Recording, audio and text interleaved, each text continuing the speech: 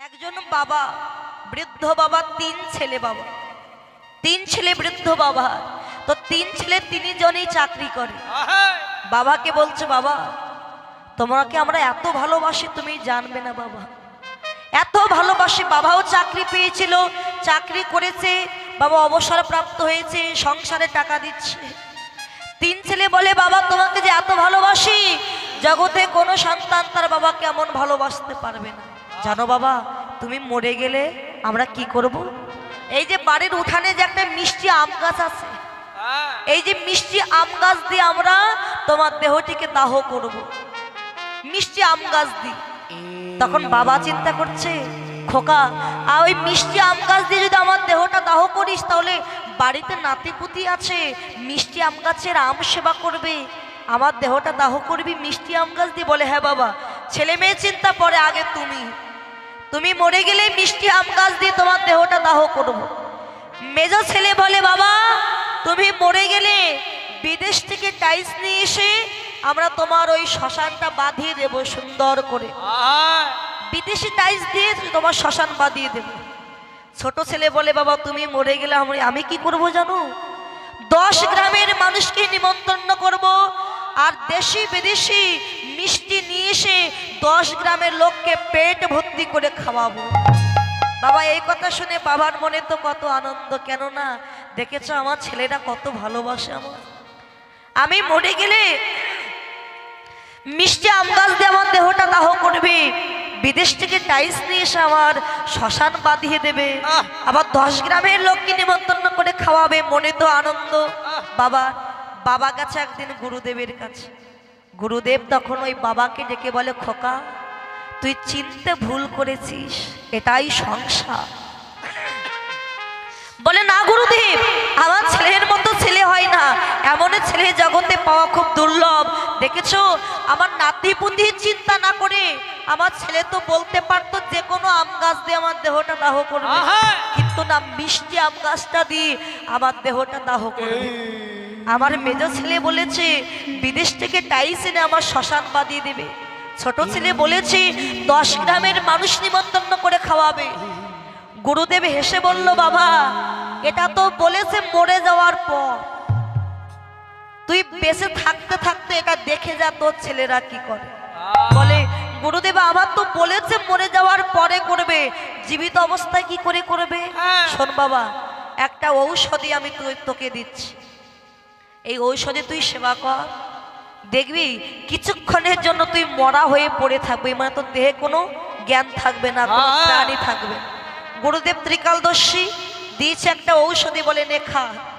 খেয়েছে, বাবা মরার মতো হয়ে গেছে। মানুষ মরে গেলে যেমন অবস্থা হয়, শ্বাস প্রশ্বাস চলে না, পড়ে আছে। বলে, শোন বাবা এই ঔষধি দিচ্ছি, তুই মরার মতো পড়ে থাকবি, তুই কথা বলতে পারবি না, কিন্তু তোর ছেলে মেয়েরা কি বলছে সেটা তুই শুনতে পাবি, শুনতে পাবি। ঠিক আছে গুরুদেব, আমি যখন মরা হয়ে থাকবো আমার ছেলে মেয়ে কি বলে আমি শুনবো, পরে তুমি আবার আমাকে জীবিত করে দিও। আচ্ছা ঠিক আছে।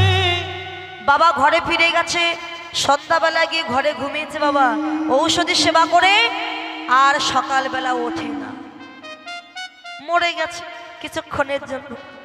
ছেলে মেয়েগুলো চিন্তা করছে, বাবা তো সকাল হতে না হতে উঠে পড়ে, আজকে এত দেরি করছে কেন?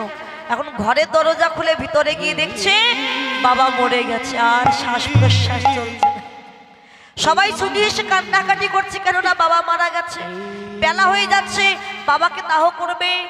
তখন মেজ ভাই বলছে বড় ভাইকে, দাদা তুমি তো বলেছিলে বাবা মরে গেলে বাড়ির উঠানের মিষ্টি আম গাছ দিয়ে বাবাকে দাহ করবে। বড় ছেলে তখন বলছে, শোন ভাই, বলেছিলাম মিষ্টি আম গাছ দিয়ে দাহ করব, এখন চিন্তা করছি বাবা তো মরে গেছে আর ফিরবে না, তখন যখন আম গাছ দিয়ে দাহ করতে চেয়েছি আম গাছ দিয়ে দাহ করব, বৃথা কেন মিষ্টি আম গাছটা কেটে নষ্ট করব? আর ওর উঠানে আরো যে টক আম গাছগুলো আছে সেই আম গাছগুলো দিয়ে আমরা দাহ করব। মেজ ছেলে বলছে, তাহলে ভেবেছিলাম বিদেশি টাইলস দিয়ে বাবার শ্মশানটা বাঁধিয়ে দেব, তা বাবা তো মরে গেছে, দেখতে তো পাচ্ছে না, বিদেশ থেকে আনার কি প্রয়োজন, এত টাকা খরচা করার কি দরকার? ওই যে কোনো টাইস দিয়ে শ্মশানটা না বাঁধালেও চলে, মরে গেছে আর তো ফিরবে না। ছোট ছেলে বলছে যে ভেবেছিলাম 10 গ্রামের মানুষকে খাওয়াবো, এখন ভাবছি বৃথায় এতগুলো টাকা নষ্ট করে কি লাভ, ওই 2-1 জনকে নিমন্ত্রণ করে একটু খাইয়ে দিলেই হবে। বাবা এই কথা ভেবে যখন বাবাকে নিয়ে দাহ করতে যাবে তখন বাবা হঠাৎ নড়ে উঠেছে, দেহে প্রাণ এসেছে। যেই না চোখ মেলে তাকিয়েছে তখন 3 ছেলে গিয়ে বলে, বাবা ও বাবা তুমি এখনো মরনি।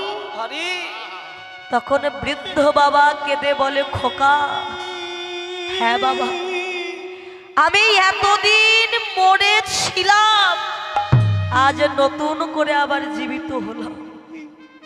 এতদিন মরেছিলাম কোথায়? এই সংসার মায়ায় পড়ে ভেবেছিলাম তোদের মতো বান্ধব বুঝে আমার কেউ নয়, তোদের ভালোবেসেছিলাম। কিছুক্ষণের জন্য মৃত হয়ে বুঝতে পেরেছি যে এতদিন সংসারে মরেছিলাম, আজ নতুন করে আবার জীবিত হলাম। তোরা কেমন ভালোবাসিস তার পরীক্ষা তো হয়ে গেল। তাই যে যাই ভালোবাসুক না কেন, গৌর গোবিন্দের মতো এমন ভালোবাসা কেউ ভালোবাসতে পারে না।